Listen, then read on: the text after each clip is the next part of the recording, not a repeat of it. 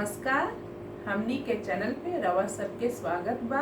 हमनी के विवाह गीत गावतानी जा। अगर रवा सबके अच्छा लगे तो चैनल के लाइक सब्सक्राइब दोनों करी जा।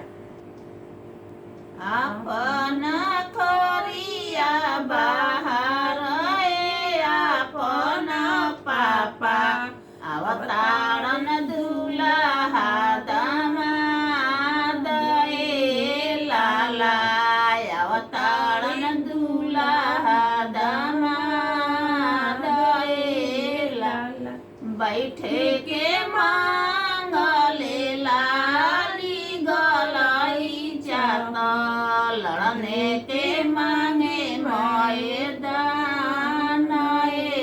लाला लड़ने के मांगे मैदान